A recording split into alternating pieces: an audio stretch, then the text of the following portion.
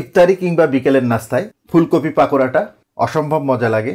কয়েকটা বিষয় মাথায় রেখে এই পাকোড়াটা বানালে যেমন স্বাস্থ্যসম্মত হবে, একইভাবে স্বাদটাও অনেকটাই বেড়ে যাবে। অসংখ্য টিপস সমৃদ্ধ এই রেসিপিটা রিকোয়েস্ট করব শুরু থেকে শেষ পর্যন্ত দেখার জন্য। শুরুতেই আমরা ফুলকপিটা কেটে নিব। একটু দেখাই আপনাদের। চেষ্টা করবেন ফুলকপিটাকে যতটা সম্ভব ছোট করে কেটে নেওয়া যায়। ছোট করে কেটে নিলে যেমন পোকা থাকলে সেটা দেখা যাবে, দ্বিতীয়ত পাকোড়াটাও খুব ক্রিস্পি হবে। বড় করে কেটে নিলে এটাতে অনেক ব্যাটার ঢুকে যায়, এতে করে ফুলকপির পাকোড়াটা ক্রিস্পি হয় না। টোটাল ফুলকপিটা থেকে কিছু অংশ কেটে নিলাম, সাইজগুলো নিজেরাই দেখুন। কেটে নেওয়া ফুলকপিগুলোকে একটা বাটিতে নিয়ে নিলাম। এখন এখানে পানি দিয়ে দিব।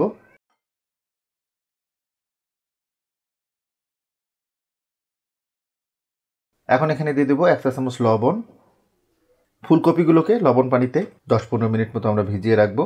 এতে করে ফুলকপির ভিতরে যদি ছোট ছোট পোকা থাকে সে পোকাটাও বেরোয় যাবে। পাশাপাশি যেহেতু ফুলকপিতে পেস্টিসাইড ব্যবহার করে সেটা ওয়াশ আউট হয়ে যাবে।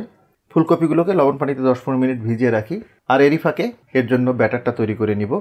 এখন ব্যাটারটা তৈরি করে নিব। 1.5 কাপ মতো বেসন নিয়ে নিব। 1 চা চামচ মতো লবণ দিয়ে দিচ্ছি। 1 চা চামচ শুকনো মরিচের গুঁড়া। 1 পিঞ্চ পরিমাণ বেকিং সোডা দিয়ে দিচ্ছি। 1 পিঞ্চ পরিমাণ জর্দা কালার দিচ্ছি। এটা টোটালি অপশনাল। শুকনো উপাদানগুলো একটু মিশিয়ে নিব। ব্যাটারটাতে অল্প অল্প করে পানি অ্যাড করতে হবে।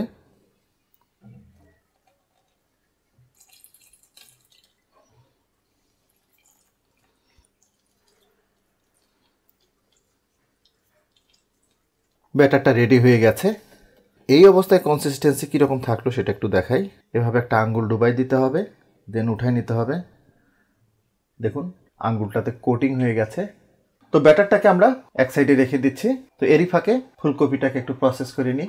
লবণ পানিতে ফুলকপিটাকে প্রায় 15 মিনিট মতো ভিজিয়ে রেখেছিলাম। এরপরে খুব ভালোভাবে ফুলকপিটাকে ধুয়ে নিয়েছি। ফুলকপিটাকে হালকা করে একটু ভাপিয়ে নিতে হবে।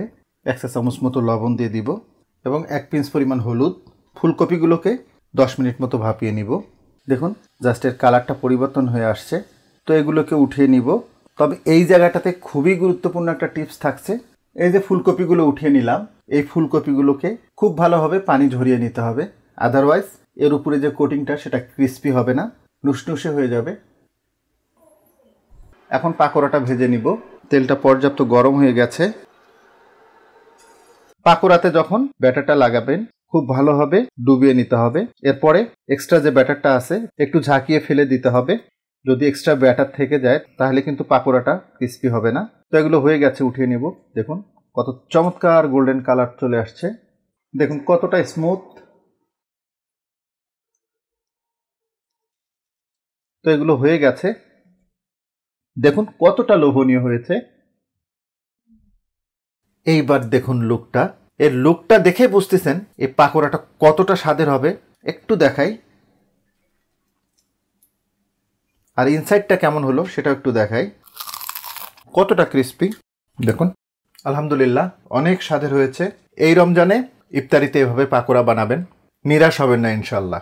এরকম ক্রিস্পি পাকোড়া বানাতে চাইলে আমার বেসনের রেসিপিটা দেখতে পারেন। আমি ডেসক্রিপশন বক্সে লিঙ্কটা দিয়ে দিব, আপনারা দেখে নেবেন। তো আজকে এ পর্যন্তই। সবাই অনেক ভালো থাকবেন। আল্লাহ হাফেজ।